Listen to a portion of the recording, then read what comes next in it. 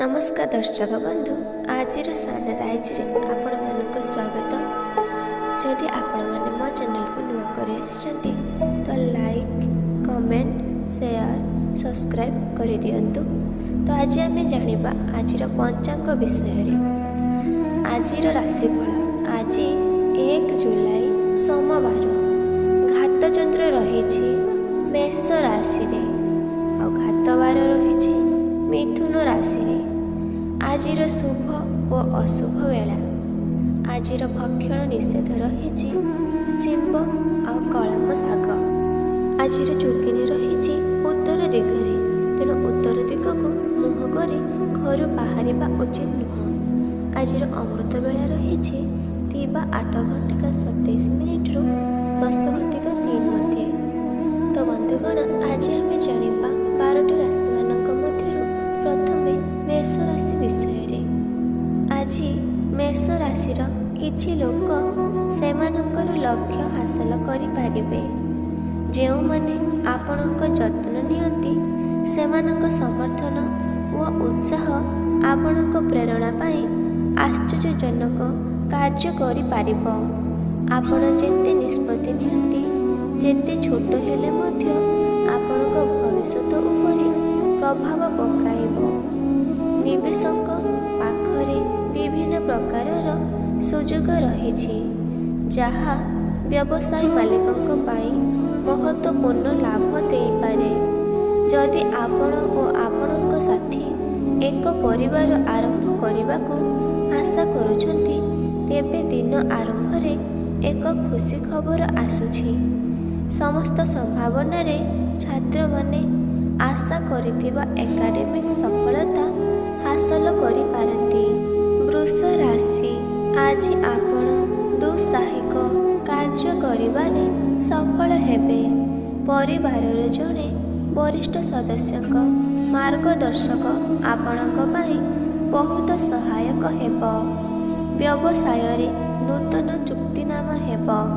सरकारी साहाय्य रे कौनसी गुरुत्वपूर्ण कार्य रे बाधा दूर हेबो। उच्च पदाधिकारी निकटतर हेबा चाकरी रे वृद्धि पाइबो। किछि भल खबर पाइबार संभावना अछि। शक्ति सहित जड़ित लोक माने शत्रु उपरे विजय पाइबे। किछि शुभ कार्य योजना रे व्यस्त रहिबे। राजनीति रे आपण व्यक्तित्व और भाषण जनसाधारण द्वारा प्रशंसित हेबे। कोर्ट मामला रे निष्पत्ति आपणक सपक्ष रे रहिबो। मिथुन राशि आज कर्म क्षेत्र रे कम प्रतिबंधक आसीबो। किछि गुरुत्वपूर्ण कार्यर समाप्ति मनरे खुशी वृद्धि करिबो। हठात कौनसी दूर यात्रा को यात्रा करि पारंती नचेत किछि पर्यटन स्थान इत्यादि यात्रा करिबार संभावना रहिबो। कार्य क्षेत्र रे सम्मुखीन हेउथिबा प्रतिबंधक ह्रास पाइबो। आयर उत्स वृद्धि पाइबो। व्यवसाय क्षेत्र रे कार्य करुथिबा लोक माने नूतन व्यवसाय प्रति आग्रह वृद्धि करिबे। कोर्टर मामला को सठिक भावरे एडवोकेट करंतु अन्यथा एक बड़ समस्या उपजी पारे। कर्कट राशि आज बिना कारण रे मां सहित मतभेद हुई पारे। जमी संबंधी कार्य रे क्षति हेबार संभावना अछि। अन्यथा एक झगड़ा हुई पारे।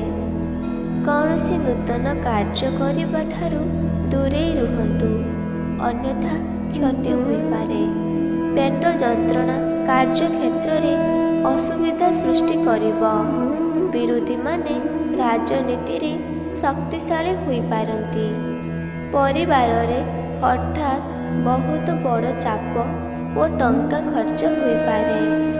व्यवसाय रे बाधा जोगु आपणक मनोबल नष्ट हुई जिवो।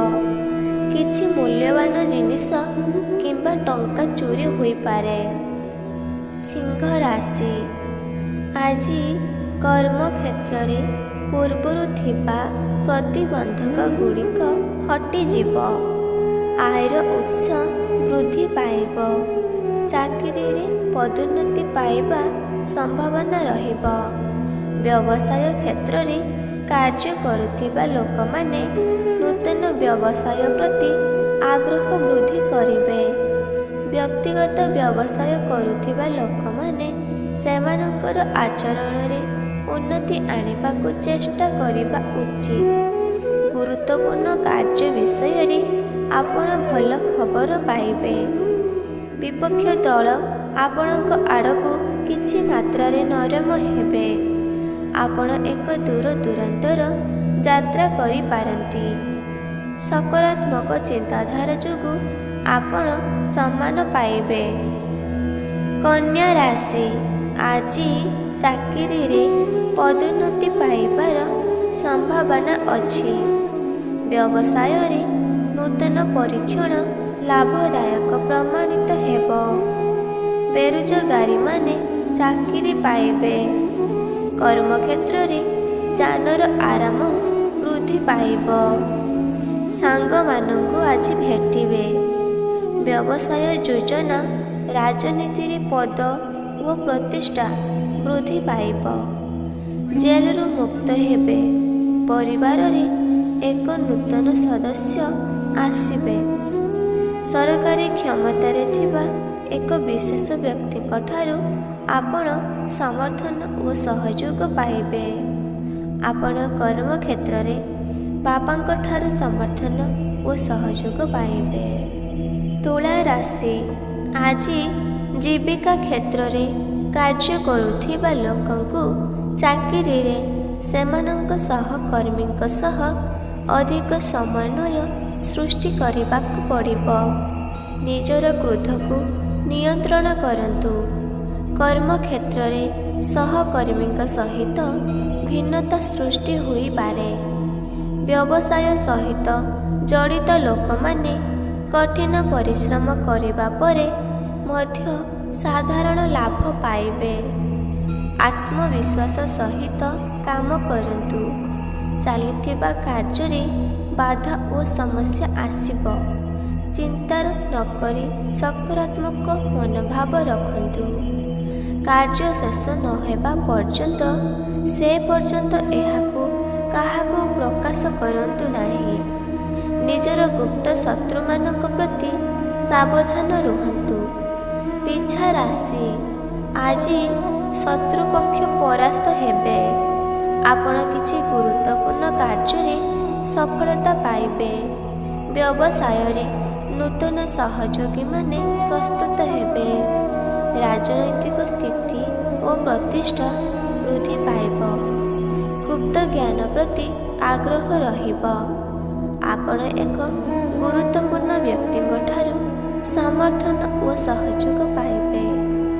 କାର୍ଯ୍ୟକ୍ଷେତ୍ରର ଲୋକଙ୍କ ଠାରୁ ଆପଣ ସହଯୋଗ ଓ ସମ୍ମାନ ପାଇବେ। ଘରୋଇ ଜୀବନରେ ଉପୁଜୁଥିବା ସମସ୍ୟାଗୁଡ଼ିକ ପାରସ୍ପରିକ ବୁଝାମଣା ମାଧ୍ୟମରେ ସମାଧାନ ହେବ।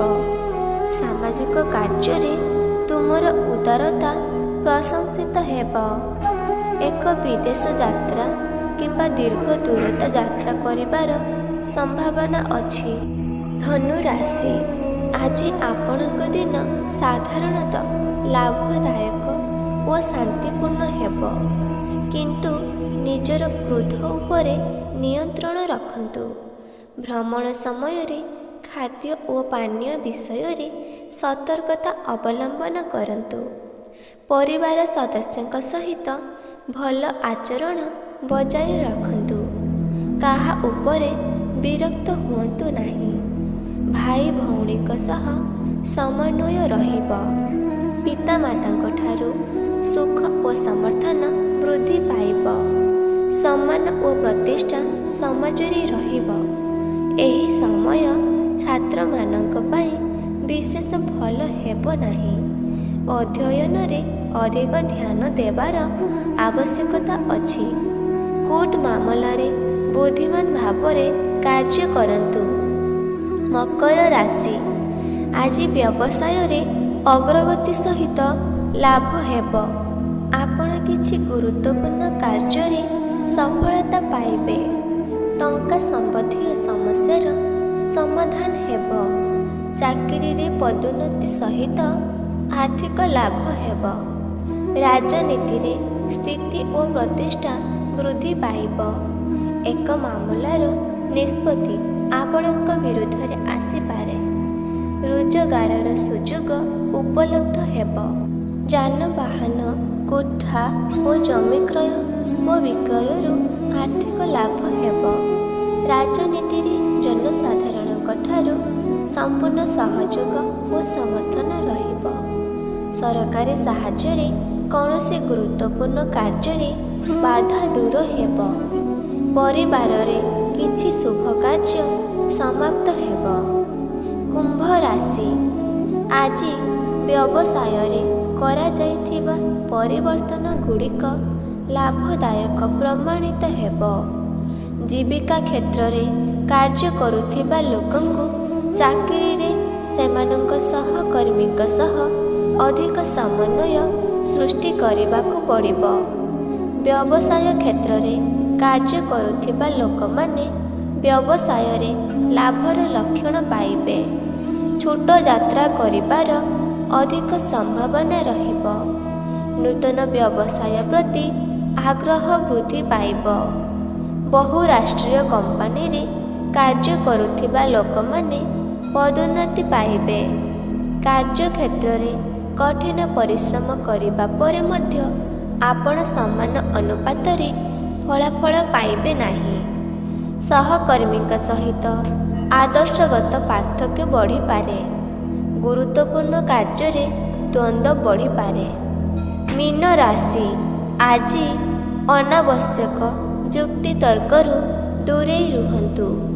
ଏହି ମାମଲା ପୋଲିସ ପାଖରେ ପହଞ୍ଚିପାରେ। କୌଣସି ଗୁରୁତ୍ୱପୂର୍ଣ୍ଣ କାର୍ଯ୍ୟରେ ଅନାବଶ୍ୟକ ବିଳମ୍ବ ଯୋଗୁଁ ଆପଣ ଦୁଃଖ ଅନୁଭବ କରିବେ। ବ୍ୟବସାୟରେ ହଠାତ୍ ଆର୍ଥିକ ଲାଭ ହୋଇପାରେ। କର୍ମକ୍ଷେତ୍ରରେ କିଛି ପ୍ରତିଦ୍ୱନ୍ଦ୍ୱୀ ଏକ ଷଡ଼ଯନ୍ତ୍ର ରଚିପାରନ୍ତି ଓ ଆପଣଙ୍କୁ ଏଥିରେ ଫାନ୍ଦୁରି ପକାଇ ପାରନ୍ତି। କୌଣସି ଅଜ୍ଞାତ ବ୍ୟକ୍ତିଙ୍କୁ ଅଧିକ ବିଶ୍ୱାସ କରନ୍ତୁ ନାହିଁ, ନଚେତ୍ ପ୍ରତାରଣା ହୋଇପାରେ। ଚାକିରି ସ୍ଥାନରେ ଏକ ପରିବର୍ତ୍ତନ ହୋଇପାରେ। ବିପରୀତ ଲିଙ୍ଗର ସାଥୀ କର୍ମକ୍ଷେତ୍ରରେ ଅସୁବିଧାର କାରଣ ହୋଇପାରେ। ଯାତ୍ରା ସମୟରେ ବିଶେଷ ସତର୍କତା ରହିବା ଆବଶ୍ୟକ। ଆପଣ ଦୂର ଦେଶରୁ ପ୍ରିୟଜନଙ୍କଠାରୁ ଚିନ୍ତାଜନକ ଖବର ଗ୍ରହଣ କରିପାରନ୍ତି। ଯଦି ଆପଣମାନଙ୍କୁ ଭିଡ଼ିଓଟି ଭଲ ଲାଗିଥାଏ ତେବେ ଏବେ ହିଁ ଲାଇକ୍, କମେଣ୍ଟ, ସେୟାର, ସବସ୍କ୍ରାଇବ୍ କରିଦିଅନ୍ତୁ।